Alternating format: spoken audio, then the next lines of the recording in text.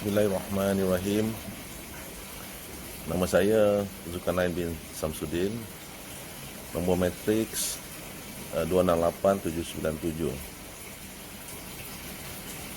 Saya ingin menyentuh tentang tajuk subjek, iaitu berkenaan dengan hubungan manusia dalam pentadbiran. Tajuk yang kumpulan kami pilih adalah tentang perubahan pengurusan hubungan manusia dalam pentadbiran semasa pandemik COVID-19. Sebelum saya menyentuh tentang tajuk yang dipilih, terlebih dahulu saya ingin memperkenalkan ahli kumpulan kami. Yang pertama, Muhammad Syafiq bin Mat Husin, nombor matrik 278425. Yang kedua, Siti Nazira binti Abdul Rahman, nombor matrik 268658. Yang ketiga, Cik Muhammad Rafi bin Muhammad Dani, nombor matrik 268703. Dan yang terakhir, Encik Azam bin Baharudin, nombor matrik 268888. Umumnya, Polis Diraja Malaysia merupakan salah satu jabatan dalam Kementerian Dalam Negeri yang berfungsi sebagai badan beruniform yang menjaga keamanan negara. Di dalam Seksyen 20 Akta Polis telah menyeraikan beberapa tugas-tugas polis, antaranya buat risikan keselamatan, menangkap semua orang yang diberi kuasa oleh undang-undang untuk ditangkap, memberi bantuan dalam melaksanakan mana-mana undang-undang berhubungan dengan hasil eksersis, kebersihan, kuarantin, immigration dan pendaftaran. Terdapat beberapa lagi tugas-tugas yang dilaksanakan oleh pihak polis bagi memastikan keselamatan dan keamanan negara terjamin dari ancaman musuh negara. Polis Diraja Malaysia terdiri daripada pegawai kanan polis dan pegawai rendah polis. Polis Diraja Malaysia terdiri pada seramai 137,000 pegawai kanan polis, pegawai rendah polis dan pegawai awam. Pelbagai penugasan yang dijalankan oleh PDRM, dari tugas am yang menjalankan tugas tradisional kepolisian yang sentiasa berdamping dengan rakyat, sehinggalah ke pasukan gerakan am yang menjalankan tugas-tugas non-regulatory seperti pencegahan kemasukan parti dan peperangan menentang komunis pada suatu ketika dahulu. Bukan dengan itu saja, dalam melaksanakan amanah dan tanggungjawab yang disandarkan oleh rakyat, PDRM dibantu oleh kumpulan sukan terdiri dari polis tambahan, sekuawan polis, polis bantuan, kadet polis dan kadetan awam. Pada tahun 2019, dunia telah digemparkan dengan penemuan wabak COVID-19 di mana melanda dunia dan tidak terkecuali negara kita, Malaysia. Namun begitu, dengan kewibawaan yang diamanahkan oleh Polis Diraja Malaysia, mereka merupakan barisan hadapan negara bersama-sama dengan tugas kesihatan untuk membantu mengawal dan menjaga keamanan negara dari penyebaran virus dari terus merebak. Antara tugasan ini dilaksanakan oleh pihak polis dengan perintah kawalan pergerakan Sekatan Jalan Raya untuk mengurangkan pergerakan rakyat mentas daerah dan negeri. Pada masa yang sama, mereka juga bekerja tidak kira masa dan mengira penat lelah untuk memastikan kesejahteraan rakyat Malaysia.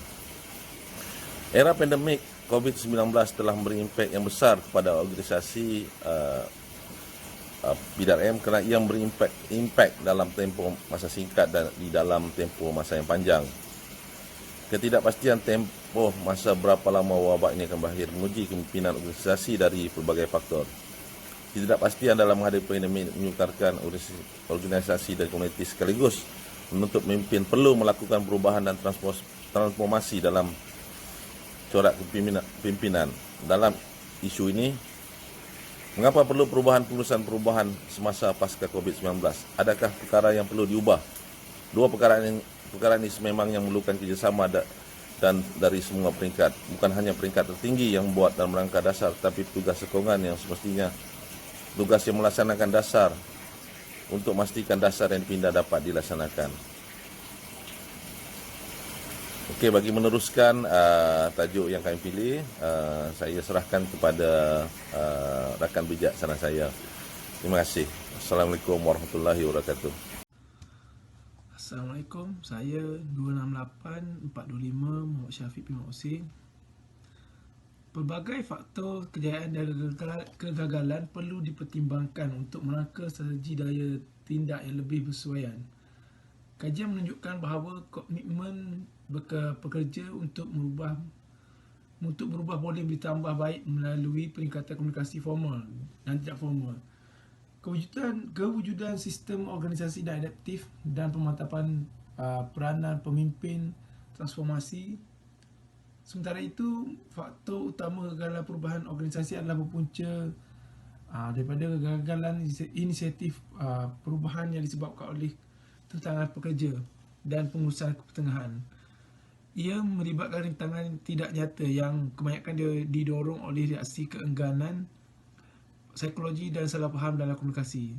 Ringkasnya, perubahan bukan hanya sekadar menggantikan yang sedia ada atau melakar perkara baru di atas kertas putih. Ia melibatkan aspek nyata dan lebih kritikal adalah aspek tidak nyata, iaitu psikologi pekerja, komunikasi dan kepemimpinan. Natijahnya, suntikan motivasi kepada pekerja, pemantapan sistem komunikasi dan keupayaan kepimpinan perlu diambil kira bagi memastikan keberhasilan perubahan secara menyeluruh. Dalam pada itu, faktor persekitaran luaran dan dalaman perlu dianalisis secara komprehensif agar strategi daya tindak yang dihasilkan berupaya memenuhi keperluan organisasi dan seiring dengan keperluan zaman. Pelaksanaan strategi daya tindak pula perlu didukung oleh perancangan yang sistematik bagi membolehkan pemantauan dan penambahbaikan dilaksanakan secara berkesan. Kami memilih teori perubahan Levin, iaitu teori perubahan Levin menyebut mengenai perubahan ia pasti melibat suatu proses dari sesuatu yang lama kepada sesuatu yang baru. Perubahan adalah perlu dan ianya perlu dirancang. Seseorang tokoh yang menyentuh mengenai isu ini ialah Kurt Lewin, telah mendengarkan satu model perubahan yang terancang. Kurt Lewin berpindah dari Jerman ke Amerika Syarikat pada 1930-an. Lewin diakui sebagai pelopor utama dalam psikologi sosial dan sangat berminat dalam aspek perubahan manusia. Minatnya menyebabkan dia memimpin sekumpulan pendidikan yang berfokus pada faktor-faktor yang mempengaruhi orang untuk berubah, dan 3 tahap yang diperlukan untuk melakukan perubahan yang berjaya. Menurut teorinya itu ada 3 tahap perubahan yang biasa disebut sebagai mencairkan, unfreezing, ubah, change, dan membeku, freeze or freeze out. Banyak yang telah berubah sejak teori awalnya disajikan pada tahun 1947, tetapi model Kurt Lewin masih sangat relevan. Banyak model perubahan lain yang lebih moden yang benar-benar berdasarkan pada model Kurt Lewin. Seterusnya saya memberikan pembatangan ini kepada kawan saya untuk meneruskan pembentangan. Terima kasih. Okey, Assalamualaikum warahmatullahi wabarakatuh. Nama saya Muhammad Rafi Muhammad Dani, nombor matrik 268-733. Jadi hari ini saya akan menceritakan sedikit tentang teori perubahan Lewin. Menyebut mengenai perubahan, ia pasti menyebabkan suatu proses dari suatu yang lama kepada suatu yang baru. Perubahan adalah perlu dan ini perlu dirancang. Seorang tokoh yang menyentuh mengenai isu ini iaitu Kurt Lewin telah mengetengahkan satu model perubahan yang terancang. Siapakah dia Kurt Lewin ini dan apakah model yang dipilih itu? Kurt Lewin berpindah dari Jerman ke Amerika pada 1930-an. Lewin diakui sebagai pelopor utama dalam psikologi sosial dan sangat berminat pada aspek perubahan manusia. Minatnya menyebabkan dia memimpin sekumpulan penyelidikan yang berfokus pada faktor-faktor yang mempengaruhi orang untuk berubah. Dan 3 tahap yang diperlukan untuk melakukan perubahan yang berjaya. Teorinya itu sangat berguna sehingga hari ini dan amat signifikan untuk dikaitkan dengan pelbagai bidang sosial dan pengurusan, terutamanya yang menjurus kepada tingkah laku organisasi sosial. Menurut teorinya itu, ada 3 tahap perubahan yang biasa disebut sebagai mencairkan, unfreezing, ubah, change, dan membeku, freeze or freeze out. Banyak yang telah berubah sejak teori awalnya disajikan pada tahun 1947. model kad Luwin masih lagi sangat relevan. Banyak model perubahan lain yang lebih moden yang benar-benar berdasarkan pada model kad Luwin. Tahap unfreezing mungkin salah satu tahap penting untuk memahami secara mendalam dunia perubahan kehidupan pada hari ini. Tahap ini adalah asas persediaan untuk berubah. Ini melibatkan sampai ke titik pemahaman bahawa perubahan itu adalah sesuatu yang perlu untuk meletakkan kita di dunia selesa. Tahap pertama ini adalah tentang mempersiapkan diri kita sendiri atau orang lain sebelum perubahan, dan menjadikan diri kepada satu situasi perubahan, dan ia meliputi usaha untuk mewujudkan satu keinginan untuk berubah kerana rasa keperluan sesuatu yang baru. Menggantikan tingkah laku dan sikap lama selaras dengan keadaan yang berubah. Dalam konteks tingkah laku organisasi, pihak pengurusan adalah titik mula untuk menyeri hal ini. Biasanya, ia didorong oleh situasi kemudaratan prestasi kerja atau menghadapi persaingan. Semakin kita merasa bahawa perubahan itu diperlukan. Dengan batas waktu datang seperti hadiah atau hukuman yang berkaitan dengan pekerjaan, maka dorongan untuk perubahan adalah lebih rendah daripada keperluan untuk perubahan. Ada motivasi yang jauh lebih rendah untuk membuatkan perubahan dan langsung sahaja. Individu yang di tahap unfreezing akan semakin bermotivasi untuk berubah dan mula menimbang semua perkara dari segi pro dan kontranya. Jika faktor-faktor untuk perubahan lebih besar daripada faktor melawan perubahan, tahap unfreezing bergerak melibatkan diri kita, jabatan atau semua perkara terhadap motivasi untuk berubah. Sebagai contoh, pentadbiran dan corak kerja telah berubah, lebih-lebih lagi para barisan hadapan seperti polis dan kaki kesihatan di mana mereka sebelum ini bekerja mengikut waktu yang telah ditetapkan. Namun, kini mereka bekerja boleh dikatakan setiap hari dan tanpa cuti. Tingkah laku ini semuanya perubahan yang sangat drastik, tetapi atas tuntutan tugas, mereka harus melaksanakan walau apa pun terjadi. Jadi untuk teori kad Luwin yang kedua dan ketiga, saya serahkan kepada sahabat saya, saudara Azam. Silakan Azam. Okay, Assalamualaikum dan salam sejahtera. Di sini saya akan membentangkan teori perubahan Luwin yang kedua, iaitu change ya. Change iaitu perubahan. Daripada kad Luwin menyedari bahawa perubahan bukan peristiwa melainkan satu proses. Dia menyebut bahawa proses perubahan adalah satu bentuk peralihan. Peralihan ni dia adalah pergerakan dalaman atau satu perjalanan yang kita buat dalam reaksi terhadap perubahan, iaitu tahap kedua yang ini terjadi saat kita melakukan perubahan yang diperlukan. Mereka yang telah frozen akan menjadi sesuatu yang baru, yakni a new way of being. Yang mengatakan tahap ini sering yang paling suka kerana orang-orang pasti atau bahkan takut. Dalam konteks tingkah laku organisasi, ia tidak mudah kerana orang-orang belajar tentang perubahan dan perlu diberi masa untuk memahami dan bekerja dengan mereka. Sokongan ini sangat penting.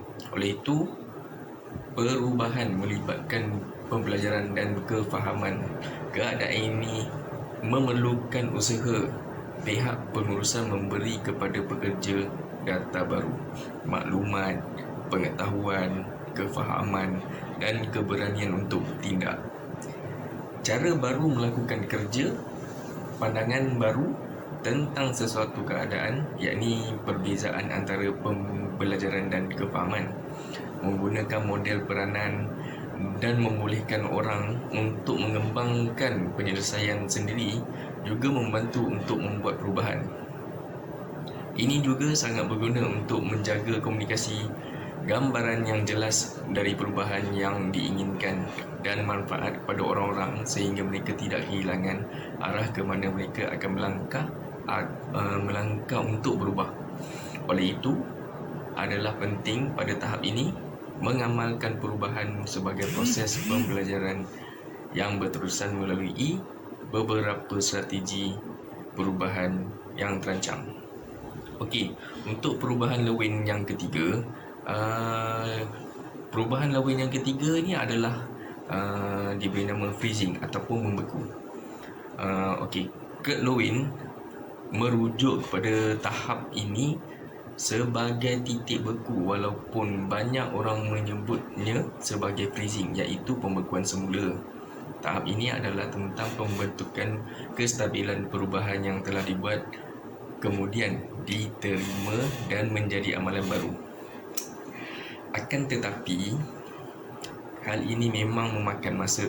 Peringkat terakhir dalam proses perubahan terancang yang ditekankan di peringkat ini adalah dengan mengekalkan momentum daya perubahan dan secara beransur-ansur menjadikan perubahan sebagai cara hidup, cara melakukan kerja di segi perubahan tingkah laku dan sikap yang kekal.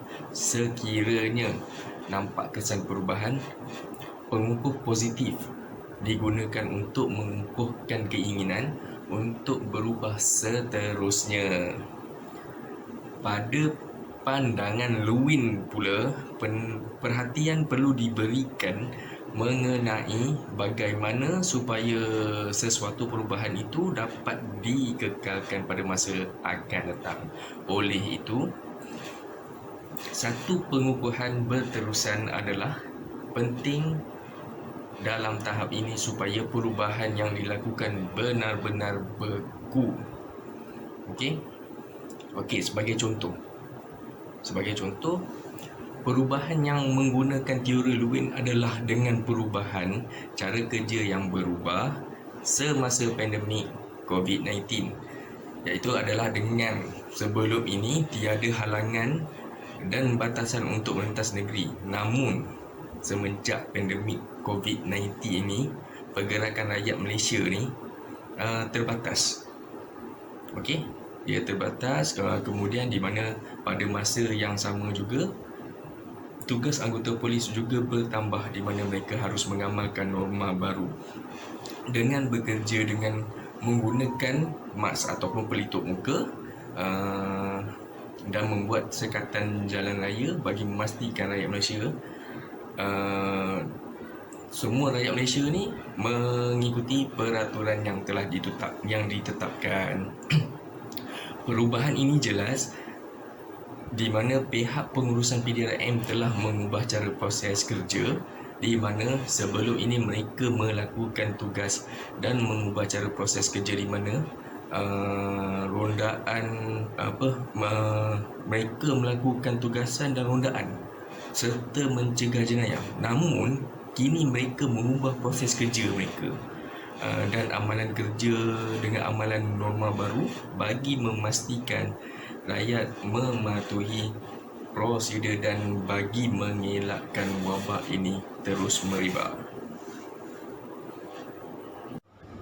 Antara perubahan pengurusan yang telah berlaku semasa pasca COVID-19 adalah kita dapat lihat di mana COVID-19 ini telah menyebabkan berlakunya Perintah Kawalan Pergerakan di Malaysia, di mana semua sektor tidak dibenarkan beroperasi, dan juga pada masa inilah di mana semua majikan telah membuang pekerja-pekerja untuk menjimatkan kos, dan yang paling terkesan adalah pekerja-pekerja di mana mereka kehilangan pekerjaan tanpa ada pekerjaan yang lain. Okey, yang kedua, di sini juga kita telah menerapkan teknologi yang baru, di mana pada masa kini kita telah melaksanakan mesyuarat secara atas talian dan juga orang panggil digitalisasi. Sebelum ini kita mesyuarat secara bersemuka, tetapi pada masa kini kita mesyuarat secara atas talian hanya di mana saja anda berada, terutama sekali di rumah, untuk mengelakkan penularan COVID-19.